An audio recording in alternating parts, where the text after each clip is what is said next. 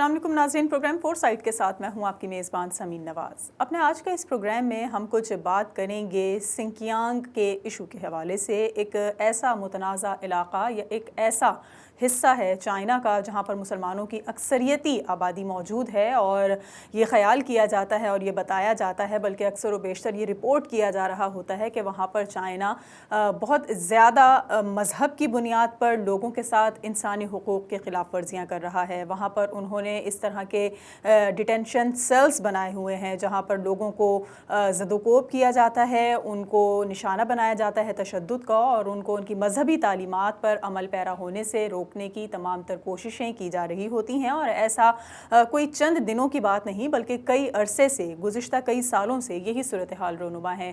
کیا جو بتایا جاتا ہے، جو رپورٹ ہو رہا ہے، جو دکھایا جا رہا ہے، صورتحال ایسی ہی ہے؟ کیا چائنا واقعی انسانی حقوق کے خلاف ورزیوں میں اتنا ہی ملوث ہے جتنا ہم اور دیگر ممالک کو دیکھتے ہیں، یا اور جتنا دیگر ممالک کو کرٹیسائز کرتا ہوا ہمیں چین نظر آ رہا ہوتا ہے، چاہے وہ امریکہ ہو، چاہے وہ بھارت ہو، یا دنیا کا کوئی بھی ملک جہاں پر انسانی حقوق کے خلاف ورزی ہو رہی ہو؟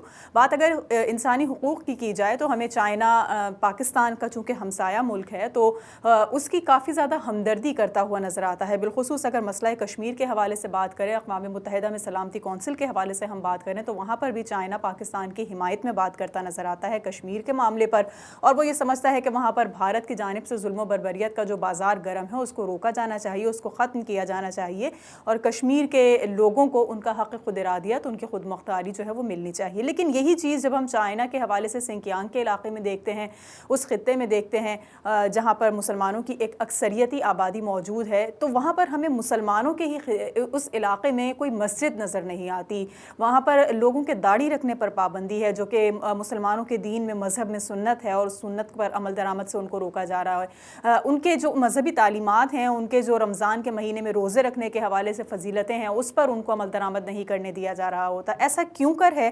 کیوں ایسا ہمیں نظر آتا ہے کہ وہی ممالک جو دوسروں کو تنقید کا نشانہ بنا رہے ہوتے ہیں، اسی ایشو پر عمل پیرا ہمیں نظر آتے ہیں، اسی مسئلے کو لے کر وہ چل رہے ہوتے ہیں۔ اس پر کیا کچھ لوگ سمجھتے ہیں، کیا کچھ سینئر صحافی اور رہنماؤں کی جو تجزیہ کار ہیں ان کی کیا رائے ہے، وہ اپنے ان تمام تر ایشوز کے بارے میں کیا سوچتے ہیں اور کیا خیال کرتے ہیں چائنا کی اس کریکٹر کے حوالے سے، اس پر ہم کچھ بات چیت کریں گے۔ اور اس کے لیے ہمارے ساتھ آج کے اس پروگرام میں سینئر صحافی اور تجزیہ کار پاکستان سے ہمیں جوائن کر رہے ہیں، پاکستان کے دارالحکومت اسلام آباد میں موجود ہیں جناب پروفیسر طاہر ملک صاحب۔ ان سے گفتگو کا آغاز کریں گے، لیکن گفتگو سے قبل ایک رپورٹ ہم آپ کو دکھانا چاہیں گے اور یہ بتانا چاہیں گے کہ دراصل سنکیانگ کا مسئلہ کیا ہے اور چائنا وہاں پر کیا کچھ کر رہا ہے، اور مسلمانوں کی اکثریتی آبادی والے علاقے کے حوالے سے جو کچھ رپورٹ ہو رہا ہے وہ کیا باتیں ہیں، اس رپورٹ میں دیکھ لیتے ہیں۔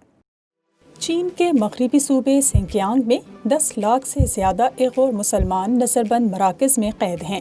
بیرون چین مقیم ایغور رہنماؤں اور ماہرین کا خیال ہے کہ 10% سے زیادہ ایغوروں کو مرضی کے خلاف ساتھ رکھنے سے صورتحال مزید خراب ہو سکتی ہے اور اسے مسترد نہیں کیا جا سکتا۔ اس صورتحال کو پچھلے 10 سالوں کا بدترین اور سب سے نظر انداز انسانیت سوز بحران قرار دیا جا رہا ہے۔ ایسا کیوں ہو رہا ہے اور چینی حکومت مسلمانوں کو ایک خطرے کے طور پر کیوں دیکھتی ہے؟ چین میں مسلمانوں کی ایک بڑی آبادی ہے جو کل آبادی کا تقریباً 1.6% یا تقریباً 22 ملین افراد پر مشتمل ہے۔ چین کو اسلام کا تعارف مشرق وسطیٰ کے سفیروں نے دیا تھا جو 7ویں صدی میں تانگ خاندان کے شہنشاہ گاؤ زونگ سے ملنے گئے تھے۔ اس دورے کے فوراً بعد ہی پہلی مسجد گوانگجو کی جنوبی تجارتی بندرگاہ عربوں اور فارسیوں کے لیے تعمیر کی گئی تھی جو بحر ہند اور جنوبی چین کے سمندروں میں سفر کرتے تھے۔ اس دوران مسلمان تاجروں نے چینی بندرگاہوں اور سلک روٹ تجارتی خطوں میں اپنے آپ کو قائم کیا، تاہم وہ 5 صدیوں تک ہان چینی اکثریت سے الگ رہتے تھے۔ یہ منگول یوان خاندان کے تحت 13ویں صدی میں تبدیل ہوا۔ جب مسلمان غیر معمولی تعداد میں چین آئے تو وہ نئے حکمرانوں کے منتظم کی حیثیت سے خدمت کرنے آئے جو منگول سلطنت کے بانی گینگیز خاندان کی اولاد تھے۔ منگولوں کو چینی سلطنت کی بیوروکریسی چلانے کا بہت کم تجربہ تھا اور انہوں نے وسط ایشیا کے اہم ریشم روڈ جیسے بخارا اور سمرقند جیسے شہروں سے مسلمانوں کی مدد کی۔ انہوں نے سینٹرل ایشین اور پارسیوں کے سینکڑوں ہزاروں افراد کو بھرتی اور زبردستی منتقل کیا تاکہ وہ اپنی بڑھتی ہوئی سلطنت کو یوان عدالت تک چلانے میں مدد کریں۔ 12ویں صدی میں گینگز خان نے یوریشیا کا بیشتر حصہ فتح کرنے کے بعد بر صغیر کے مختلف حصوں پر حکمرانی کی، جس کے نتیجے میں بے مثال امن و خوشحالی کا دور چلا گیا۔ اس سے ثقافتوں کو پنپنے اور سامان اور نظریات کو زیادہ آزادانہ طور پر سفر کرنے کا موقع ملا۔ اس نے چین اور مسلم دنیا کی ثقافتی روایات کو نئے طریقوں سے اکٹھا کیا۔ زینگ ہی تقریباً اگلے 300 سالوں تک مسلمان حکومت میں بااثر رہے۔ 18ویں صدی میں چین میں مسلمانوں اور ریاست کے مابین تعلقات بدلنے لگے۔ اس عرصے میں کچھ پرتشدد جھڑپیں دیکھنے میں آئیں، کیونکہ ریاست نے ان علاقوں پر زیادہ براہ راست قابو پانے کی کوشش کی جہاں مسلمانوں کی اکثریت آباد تھی۔ کنگ راج، جو 1644 سے 1911 تک جاری رہا، آبادی میں غیر معمولی اضافہ اور علاقائی توسیع کا ایک دور تھا۔ اس عرصے کے دوران مسلم آبادی کنگ حکمرانوں سے ٹکرا گئیں اور متعدد مواقع پر بغاوت کی۔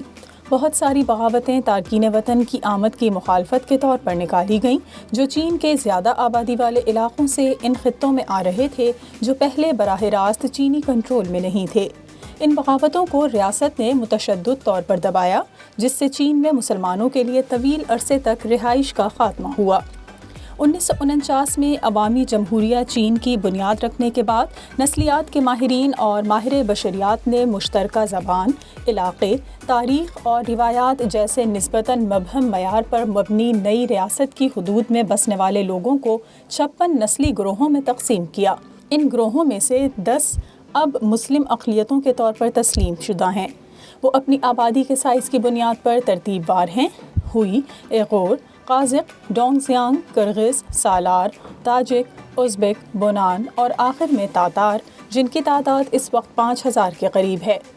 عوامی جمہوریہ چین کے قیام کے بعد پہلے سالوں میں مسلمانوں نے نسبی طور پر مذہبی آزادی حاصل کی، تاہم 1966 اور 1969 کے درمیان ثقافتی انقلاب کے انتشار انگیز ابتدائی سالوں کے دوران مساجد کو خراب کر دیا گیا۔ مسلمانوں کو حج کی مذہبی زیارت پر جانے سے منع کیا گیا تھا اور کمیونسٹ ریٹ کے ذریعے تمام مذہبی عقائد کے اظہار پر پابندی عائد کر دی گئی تھی۔ 1976 میں ماؤ زیڈونگ کی موت کے بعد کمیونسٹوں نے مسلم کمیونٹیز کے بارے میں زیادہ نرمی کی پالیسیاں اپنائیں، لیکن 9/11 کے بعد سے تناؤ بڑھتا جا رہا ہے اور یہ ایک ابلتے مقام پر پہنچا ہے جب سن 2009 میں پورے سنکیانگ میں ایغوروں اور ہان چینیوں کے مابین نسلی فسادات ہوئے تھے۔ تب سے چینی ریاست نے آہستہ آہستہ اور خاموشی سے ایغور اور دیگر مسلم اقلیتوں کی نقل و حرکت اور ثقافت پر پابندیاں بڑھا دی ہیں۔ پچھلے 18 مہینوں میں یہ تناؤ مغربی چین کے ایغور خطے میں بسنے والے مسلمانوں کے غیر قانونی قید کی وجہ سے بڑھ گیا ہے۔ ایک مہم جو ایغوروں کے ساتھ شروع ہوئی تھی، اب قازقستان اور دیگر افراد تک پھیلائی جا رہی ہے۔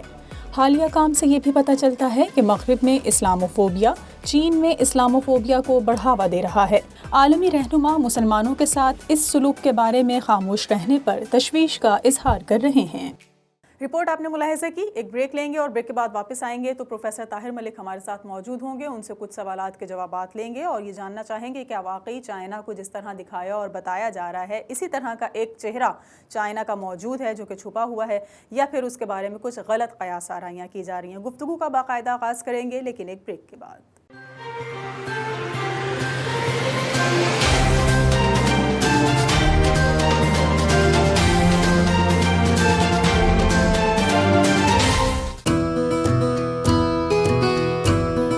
نیو یارک بروکلن کے رہائشیوں کے لیے خوشخبری، اب آپ تمام تر ادویات گھر بیٹھے حاصل کر سکتے ہیں۔ جی ہاں، اپنے ڈاکٹر کو ہماری فارمیسی کا ای میل دیجیے اور ہماری تیز ترین ہوم ڈیلیوری کے ذریعے بر وقت تمام دوائیں حاصل کریں۔ اس کے علاوہ معزز کسٹمرز کے لیے free sugar test, blood pressure test اور نوٹری پبلک کی سہولت بھی موجود ہے۔ آپ کی صحت کی خدمت میں پیش ایمان pharmacy, 7309 5th avenue Brooklyn, new York. Phone 718-748-5900۔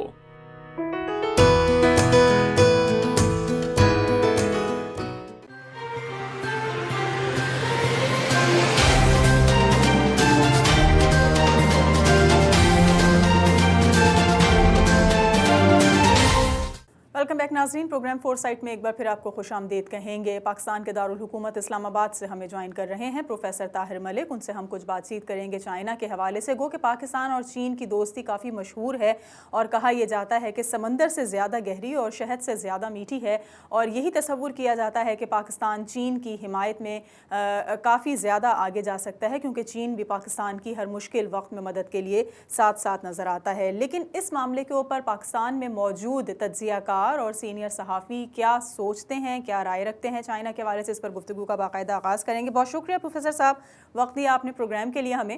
سب سے پہلے تو مجھے یہ بتا دیجئے کہ جس طرح سے ہم بات کریں سنکیانگ ریاست کی، تو کیا مسئلہ ہے؟ دراصل آپ اس کو کس نظر سے دیکھتے ہیں؟ کیا ایشو ہے سنکیانگ کا؟ وہاں پر چائنا کیا کچھ کر رہا ہے؟ جو رپورٹ ہو رہا ہے کیا ایسا ہی ہے یا ایسا کچھ نہیں؟ سنکیانگ کا مسئلہ یہ ہے کہ وہاں پہ یہ ایک بنیادی طور پہ لسانی مسئلہ ہے۔ تو چین کے اندر تقریباً 11 ملین مسلمان رہتے، اور ان کی جو نسلی طور پہ اور تہذیبی طور پہ یہ ترک النسل ہے، اور یہ تقریباً 1% بنتے ہیں پاپولیشن کا۔ تو یہ ایک میجورٹی مائنورٹی اس طرح سے کانفلکٹ ہے کہ چین میں جب انقلاب آیا تو چیئرمین ماؤ زے تونگ نے کلچرل ریولوشن وہاں برپا کی کہ چائنیز قوم جو ہے اس کی زبان، اس کی رسم و ثقافت، اس کی سارا کلچر، وہ ایک سنگل چائنیز آئیڈینٹی ہونی چاہیے۔ اس کے لیے انہوں نے بڑا رتھلیس پرچ کی اور نظام تعلیم یکساں بنایا۔ لیکن یہ جو 11 ملین لوگ ہیں، ان کی مذہبی شناخت، ان کی لسانی شناخت چین کی 99% لوگوں سے مختلف تھی۔ تو چین کی ریاست اسے اپنے لیے ایک تھریٹ سمجھتی ہے، لہٰذا انہیں ایسیمولیٹ کرنے کے لیے چینی نیشنلزم میں، قومیت میں کی تعریف میں شامل کرنے کے لیے وہ کچھ ایسے اقدامات کرتے ہیں جو بیرونی دنیا کے لیے باعث تنقید بنتے ہیں۔ اچھا، اور پھر جب ہم بات کرتے ہیں چائنا کی، تو چائنا جہاں پاکستان کے ہر مشکل وقت میں اس کے شانہ بشانہ ہمیں کھڑا نظر آیا ہے، چاہے وہ اقوام متحدہ ہو، چاہے وہ کوئی بھی محاذ ہو، کسی جنگ کی صورتحال ہو، چین نے ہمیشہ پاکستان کی مدد کی ہے، اور چین نے ہمیشہ وہاں پر بھی آواز بلند کی ہے جہاں پر انسانی حقوق کی خلاف ورزی کی جا رہی ہو۔ لیکن خود چین کے ہی حوالے سے اگر ہم دیکھیں تو چین ہانگ کانگ میں کیا کر رہا ہے، چین سنکیانگ میں کیا کر رہا ہے، کیونکہ مقبوضہ کشمیر کو لے کر بھارت پر خاصا برہمی کا اظہار کرتا ہے چائنا کہ وہاں انسانی حقوق کی خلاف ورزی ہو رہی ہے۔ اسی طرح امریکہ میں ابھی ہم نے دیکھا کہ سیاہ فام کی ہلاکت کے بعد جس طرح سے ایک ماحول نظر آیا کشیدگی کا، اس میں بھی خاصا کچھ برہمی کا نشانہ بنایا اور تنقید کی گئی ٹرمپ انتظامیہ پر انسانی حقوق کی خلاف ورزیوں کے حوالے سے۔ لیکن جب ہم سنکیانگ کو دیکھتے ہیں اور وہاں کی جو خبریں سامنے آتی ہیں، مسلمانوں کو روکا جاتا ہے ان کی مذہبی تعلیمات کی پیروی کے حوالے سے، تو ایسا کیوں ہے؟ کیوں وہ ممالک جو دوسروں پر تنقید کر رہے ہوتے ہیں خود اسی چیز کو آگے لے کر چل رہے ہوتے ہیں اور خود وہی خلاف ورزیاں کر رہے ہوتے ہیں جس پر دوسروں کو کرٹیسائز کیا جا رہا ہوتا ہے؟ جہاں تک انسانی حقوق کی خلاف ورزیوں کا سوال ہے، یہ صحیح ہے کہ دنیا کے تمام ممالک جب اقوام متحدہ کا رکن بنتے ہیں تو ان پہ اقوام متحدہ کے عالمی قوانین کا اطلاق ہوتا ہے، اور انسانی حقوق کے ضمن میں ویانا کنونشن ہے، جنیوا ایکارڈ ہے، اس کے دنیا کے زیادہ تر ملک سگنیٹریز ہیں۔ لیکن سوال یہاں یہ پیدا ہوتا ہے کہ تو پھر یہ خلاف ورزیاں کیوں ہوتی؟ اس لیے کہ انٹرنیشنل لا کو، عالمی قانون کو، بین الاقوامی قانون کو امپلیمنٹ کیسے کیا جائے، انفورس کیسے کیا جائے، اس کا اقوام متحدہ کے پاس کوئی ذریعہ نہیں ہے۔ دنیا میں طاقتور ملک بھی ہیں، دنیا میں میڈیم سائز کے ملک بھی ہیں، دنیا میں کمزور ملک بھی ہیں۔ اب کمزوروں میں تو قوانین کا اطلاق ہو جاتا ہے، لیکن طاقتور ملکوں پہ اطلاق کیسے ہو؟ سینکشنز ایک ذریعہ ہے، لیکن ہم دیکھتے ہیں کہ اقوام متحدہ نے جو سینکشنز لگائی ہیں وہ بھی بڑی ڈسکرمنیٹری ہیں، اور ابھی آپ نے دیکھا ہوگا کہ مختلف ایران کے اوپر جو سینکشنز ہیں، سیریا کے اوپر جو سینکشنز ہیں، ان کے اوپر بھی دنیا میں بہت ڈیبیٹ ہو رہی ہے۔ ایسے ہی جرائم جب دوسرے ملک بھی کرتے ہیں تو ان پہ ہمیں وہ موقف نہیں ملتا اقوام متحدہ کا جو ان ملکوں پہ ہے۔ تو جہاں تک یہ بات ہے کہ یکساں اطلاق کیوں نہیں ہوتا، اس لیے کہ ریاستوں کے مفادات ہیں، وہ مفادات ان سے مختلف ملکوں سے ان کے مفادات جڑے ہوئے ہیں، وہ مفادات تجارتی بھی ہیں، معاشی بھی ہیں، سیاسی بھی ہیں، فوجی بھی ہیں۔ ان مفادات کی وجہ سے وہ سلیکٹیو یوز کرتے ہیں ہیومن رائٹس کا۔ اگر آپ دیکھیں تو جو سعودی عربیہ ہے، چائنا ہے، ان ملکوں کے اوپر اقوام متحدہ کا اور عالمی برادری کا انسانی حقوق پامال کرنے کے حوالے سے بڑا کلیئر موقف ہے. لیکن امریکہ ہو، یورپین کمیونٹی ہو، جب آپ ان کا والیوم آف ٹریڈ دیکھتے ہیں، وہ ٹریلینز آف ڈالر کا ٹریڈ کر رہے ہیں. تو ٹریڈ، مارکیٹ، منڈی، کنزیومرزم، سرمایہ دارانہ نظام کو ان انسانی حقوق کے قوانین پہ فوقیت حاصل ہو جاتی ہے، اور انٹرسٹ انٹرنیشنل جو سسٹم ہے عالمی سیاست کا، وہ انٹرسٹ سے جڑا ہوا ہے، وہ کسی اصول سے، ضابطے سے، موریلٹی سے نہیں ہے. سیاست کے سینے میں نہ دل ہے، نہ اخلاقیات ہے، اس کا صرف اور صرف اپنے مفاد سے تعلق ہے. تو قومیں بھی اپنے مفاد کے پیش نظر انسانی حقوق کی خلاف ورزیوں کو کبھی مفاد کے پیش نظر سنجیدہ لیتی ہیں اور کبھی غیر سنجیدہ لیتی ہیں. اچھا، ہم یہ دیکھتے ہیں کہ اقوام متحدہ میں سلامتی کونسل کے بیش بہا اجلاس ہوتے ہیں، بالخصوص ایسے تمام تر ممالک میں جہاں پر لوگوں پر ظلم و تشدد کا سلسلہ جاری ہو. ایسے کئی ملک اس وقت موجود ہیں جہاں پر جنگ کا ماحول ہے، چاہے وہ شام ہو، چاہے وہ عراق ہو، چاہے وہ ایران کی صورتحال ہو، اگر وہاں پر کوئی اٹیک ہوتا ہے، کوئی صورتحال کشیدہ ہوتی ہے، افغانستان ہو یا اور دیگر ملک ہوں جہاں پر صورتحال کشیدہ ہے. تو سلامتی کونسل سٹینڈ لیتا ہے، وہاں پر بات کی جاتی ہے، وہاں پر لوگوں کے انسانی حقوق کو بحال کرنے کے لیے کوششیں کی جا رہی ہوتی ہیں، مختلف سیشنز ہوتے ہیں، قراردادیں پاس کی جاتی ہیں، لیکن یہ صرف اور صرف ہمیں باتوں کی حد تک ڈاکیومنٹیشنز میں نظر آ رہا ہوتا ہے. اس پر عمل درآمد کتنا ممکن آپ کو نظر آتا ہے؟ کیونکہ محض بات کر لینا آسان ہے لیکن اس پر عمل درآمد کرنا یقیناً مشکل ہوتا ہے. تو کیا آپ سمجھتے ہیں کہ جو یہ مختلف قراردادیں یا مختلف پروگرامز متعارف کروائے جا رہے ہوتے ہیں، اس پر کیوں ممکن نہیں ہے، کیوں عمل نہیں ہو رہا؟ جہاں تک انسانی حقوق کا معاملہ ہے، دیکھیں انسانی حقوق کا جو تصور ہے، اس کے اوپر پوری دنیا کے جو ملک ہیں اور عالمی برادری ہے، اس کا ہمیں کنسنسس ہی نہیں نظر آتا. تو اگر ہم کئی سو سال کی پیچھے تاریخ دیکھیں تو اس وقت جو صورتحال ہے، دوسری جنگ عظیم کے بعد انسانی حقوق کا شعور اس میں بہت زیادہ اضافہ ہوا، اور پھر اقوام متحدہ جیسے ادارے کا قیام عمل میں آیا، جس نے یونیورسل چارٹر جو انسانی حقوق سے متعلق ہے اس پہ تمام ممالک سے دستخط لیے اور کچھ ایسے قوانین اور بین الاقوامی قوانین وضع کرنے کی کوشش کی جس سے انسانی حقوق کی پامالی ایک بڑے انسانی جرم کا اس کو نام دیا گیا. اب یہ کہ ریاستوں کے مفادات ہے. اب جمہوریت کے اندر تو یہ نارمل ہے کہ حکومت کے مخالف لوگ جو ہیں ان کو جمہوری حق دیا جاتا ہے اختلاف کا، لیکن جن معاشروں میں جمہوریت نہیں ہے اور یا جن معاشروں میں جمہوریت ہے بھی، تو جب اسٹیٹ یعنی ریاست کسی گروہ کو ریاست مخالف ثابت کر دیتی ہے تو وہ پھر کہتے ہیں کہ ان پہ انسانی حقوق کا اطلاق نہیں ہوتا کیونکہ یہ ریاست کے مخالف ہے. تو ہم یہ دیکھتے ہیں کہ نہ صرف چائنا بلکہ دنیا کی جو جمہوری ریاستیں ہیں، جو بڑی طاقتیں ہیں، وہ بھی جب کسی کو ریاست مخالف قرار دے دیتی ہے تو پھر ان کے انسانی حقوق پامال کرنے پہ وہ کوئی دو رائے وہاں اس معاشرے میں بھی نہیں رہتی اور اس کو وہ ایک فطری عمل سمجھتے ہیں. ٹھیک ہے، ایک بریک لیں گے. پروفیسر طاہر ملک صاحب ہمارے ساتھ موجود ہیں، گفتگو کر رہے ہیں ہم کچھ سنکیانگ کے حوالے سے. سنکیانگ ریاست میں جہاں مسلمانوں کی اکثریتی آبادی موجود ہے اور چین وہاں پر کیا کردار ادا کر رہا ہے، اس پر گفتگو ہو رہی ہے. کچھ مزید بات بھی کریں گے لیکن ایک بریک کے بعد.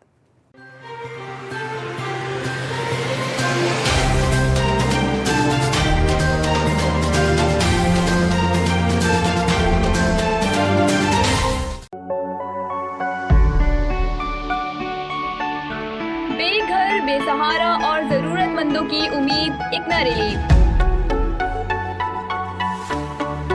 امریکہ میں بلا تفریق انسانیت کی خدمت میں پیش قدرتی آفات ہوں یا حادثات، ہم کرتے ہیں متاثرین کی امداد اور بحالی. بے سہارا خواتین کو ملے سائبان، بیماروں کو مفت طبی سہولتیں، اور بیک ٹو اسکول پروگرام سے روشن ہے علم کی شمع. بے گھر، بے سہارا اور ضرورت مندوں کی امید اکنا ریلیف. آج ہی ڈونیٹ کیجیے.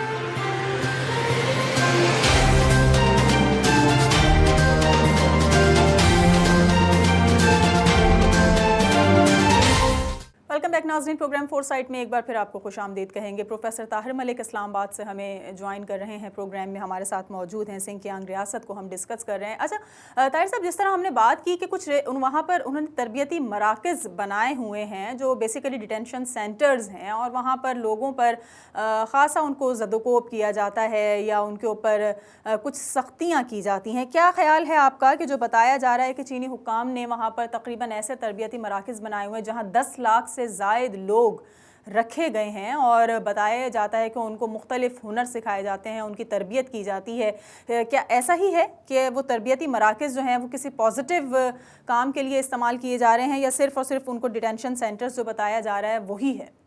بعض عالمی نشریاتی اداروں نے اور انسانی حقوق کی تنظیموں نے شینگیانگ کے اندر جو ڈیٹینشن کیمپ ہیں جہاں لاکھوں لوگوں کو رکھا گیا ہے اور ان کے حوالے سے تشویش کا اظہار کیا، جبکہ چین کی حکومت کا یہ موقف رہا ہے کہ یہ بے بنیاد پراپیگنڈا ہے اور ایسی کوئی بات نہیں۔ شینگیانگ کے اندر جو مسلمان رہ رہے ہیں انہیں ہر طرح کی مذہبی، ثقافتی، سیاسی اور تہذیبی آزادی حاصل ہے۔ وہ اپنی مذہبی شناخت کے حوالے سے ان پر کوئی پابندی عائد نہیں، اور وہ ہر طرح کی اپنی جو آزادیاں ہیں، شہری آزادیاں، ان کا وہ انجوائے کر رہے ہیں۔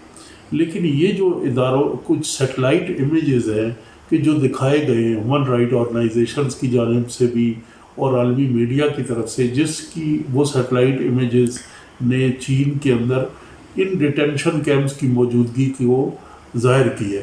اب چینی حکومت نے ایک طرف یہ بھی کہا ہے، انہوں نے کہا ہے کہ یہ ری ایجوکیشن سے ریلیٹڈ ہے۔ ہم جو چین کی اندر یہ 11 لاکھ ملین کے لوگ ہیں، تقریباً مسلم آبادی ہے، یہ پوری طرح اسیملیٹ نہیں کر رہے۔ ان کو انٹیگریشن، ان کی یکجہتی اور ہم آہنگی کے لیے ہم ایک دوبارہ سے ریفارم اور ان کی ری ایجوکیشن کا ایک پروگرام کر رہے ہیں۔ اس کے لیے ہم نے کچھ تربیتی مراکز بنائے ہیں۔ تو یہ بات بھی ظاہر کرتی ہے کہ یہ اس طرح کی چیزیں کچھ۔ دوسری طرف سے چائنیز جو گورنمنٹ ہے اس کی ایک سیکیورٹی ڈائمینشن بھی بیان کرتی ہے۔ وہ یہ کہتے ہیں کہ دیکھیں اس وقت پوری مسلم دنیا میں ایک ایکسٹریمزم، ٹیررزم کی 9/11 کے بعد ویو ہے، اور چونکہ چائنا کے ساتھ سینٹرل ایشیا ہے، اور سینٹرل ایشیا میں ترکمانستان کی اور دوسری سٹیٹس کی کچھ مذہبی جماعتیں انتہا پسندانہ کہ جو وہاں گڑبڑ کر رہی ہیں، اور اس سلسلے میں 2009 میں فسادات بھی ہوئے تھے شینگیانگ میں، اور افغانستان کی جنگ میں بھی کچھ لوگ اس علاقے کے شینگیانگ کے وہاں لڑنے کے لیے گئے، جو وہاں مارے گئے یا گرفتار ہوئے۔ تو یہ کہہ رہے ہیں کہ ہمیں ادھر تھریٹ بھی ہے کہ جو انتہا پسند گروہ ہے جو خطے میں موجود ہے، وہ اس چائنا کو ڈی اسٹیبلائز کرنے کے لیے کچھ ایسی سرگرمیوں میں تو ملوث نہیں ہے۔ تو رائٹ ہے کہ دنیا کے ہر ملک کا ایک رائٹ ہے کہ وہ اپنے آپ کو ڈیفینڈ کرے، اور جو ریاست کے خلاف خطرات ہیں ان کو کرے، لیکن اس فائن لائن کے ساتھ ہیومن رائٹ جو فیئر اور ٹرانسپیرنٹ رائٹس ہیں شہریوں کے، وہ مجروح نہیں ہونے چاہیے۔ اچھا، ابھی ہم نے دیکھا حال ہی میں کہ امریکہ نے چائنا کے ساتھ یوں تو اس کی خاصی کلیشز چلتے رہتے ہیں، اور جس طرح سے ہم نے اس وقت کرونا وائرس کے پورے دنیا میں پھیلاؤ کے بعد دیکھا کہ امریکہ اور چائنا سے تعلقات خاصے خراب ہوئے، اقوام متحدہ بھی اس کی لپیٹ میں آیا، اس کی زد میں آیا، اور دونوں کے درمیان جو ایک مابین تعلقات ہونے چاہیے وہ ویسے نہیں رہے جو ہو سکتے ہیں۔ تو آپ کیا سمجھتے ہیں کہ اس وقت ہم نے دیکھا کہ امریکہ نے اسی ایک معاملے کو ایک مرتبہ پھر لے کر، یعنی کہ سنکیانگ میں غور برادری پر جو مظالم ہیں، جو انسانی حقوق کی خلاف ورزیاں ہو رہی ہیں چین کی جانب سے، اس کو ایشو بنایا، اور کچھ 4 اعلیٰ افسران پر انہوں نے پابندیاں عائد کی ہیں۔ یقیناً اس سے تعلقات بہتر تو نہیں ہوں گے، اس میں اضافہ ہی ہوگا کشیدگی میں، لیکن آپ کیا سمجھتے ہیں کہ اس عمل سے سنکیانگ کے جو لوگ ہیں، جو آبادی ہے، جو لوگ وہاں پر رہائش پذیر ہیں، ان پر جاری مظالم کچھ کم ہو سکیں گے؟ کیا جو امریکہ کا یہ عمل ہے کہ پابندی لگا دے تو شاید چائنا کچھ تھوڑا محتاط ہو جائے؟ کیا واقعی ایسا ہے، یا جس کی جو پالیسی ہے وہ اسی کو کنٹینیو رکھے گا؟ امریکہ کی جانب سے جو چین پہ ان الزامات، انسانی حقوق کی خلاف ورزیوں کے الزامات ہیں، اس کے بعد جو پابندیاں عائد کی گئی ہیں، یہ کوئی نئی بات نہیں۔ ہم نے تاریخ میں دیکھا کہ وہ تبت کا دلائی لاما کا ایشو ہو، وہ پرچ ہو چائنیز سوسائٹی میں، اور وہ جو ڈائسینٹ ہے چائنیز سوسائٹی میں، اس کو بنیاد بنا کے، جمہوریت کو، انسانی حقوق کو بنیاد بنا کے امریکہ نے یہ فرکشنز، ٹینشنز اور سینکشنز ہمیشہ سے چائنا پہ عائد کرنے کی کوشش کی ہے، اور 1989 میں جو تینانمن اسکوائر میں وہاں جمہوریت کے حامیوں کی جانب سے مظاہرہ ہوا، اس کو چائنیز اسٹیٹ نے بڑی فورسفلی کرش کیا. تو اس وقت بھی امریکہ اور چائنا کے تعلقات میں تناؤ آیا، اور پھر کئی اور ایسے مواقع بھی ہیں. اس وقت ہانگ کانگ میں بھی ایک چائنیز لا کے حوالے سے بڑی تشویش ہے، اور امریکہ اور یورپین کمیونٹی کی اس کے بارے میں بھی ایک اسٹرانگ ویو ہے، بالکل ڈفرینٹ ویو ہے چائنا کے بارے میں. لیکن میری رائے میں ان سارے ایشوز کو امریکہ ہیومن رائٹ سے ریلیٹڈ، ڈیموکریسی سے ریلیٹڈ، چائنا کو دباؤ میں رکھنے کے لیے یوز کرتا ہے.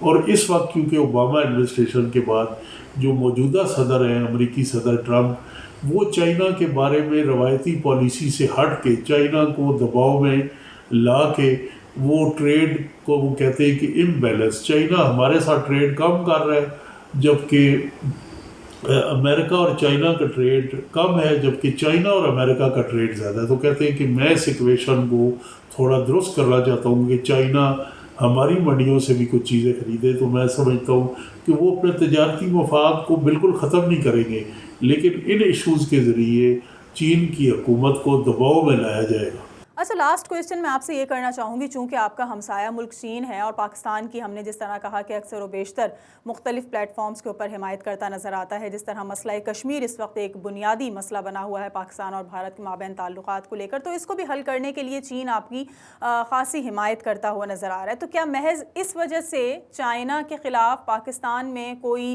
یہ آواز بلند نہیں کر سکتا کہ سنکیانگ کے مسلمانوں پر جو کچھ ہو رہا ہے، جو کچھ ان کے ساتھ سلوک روا رکھا گیا ہے چین کی جانب سے، اس کو اس لیے کرٹیسائز کرنا مناسب نہیں کیونکہ چائنا کشمیر کے معاملے کے اوپر پاکستان کے ساتھ ہے اور وہ بھارت کو بھی اسی طرح ٹریٹ کر رہا ہے جس طرح سے پاکستان کہتا ہے، اور یہ سمجھتا ہے کہ اس کی جتنی مذمت کی جائے وہ کم ہے. تو ایک جانب تو وہ مسلمانوں کی حمایت میں پاکستان کے ساتھ کھڑا نظر آ رہا ہے، لیکن دوسری جانب وہ اپنے ہی ایک صوبے میں مسلمانوں کو ان کی مذہبی تعلیمات پر عمل درآمد سے روکتا ہے. تو کیا صرف اس وجہ سے چائنا کو تنقید کا نشانہ نہیں بنایا جا سکتا، یا اس کی اصلاح نہیں کی جا سکتی، یا اس کو اس بارے میں آگاہ نہیں کیا جا سکتا کہ جو کچھ ہو رہا ہے وہ دراصل غلط ہے؟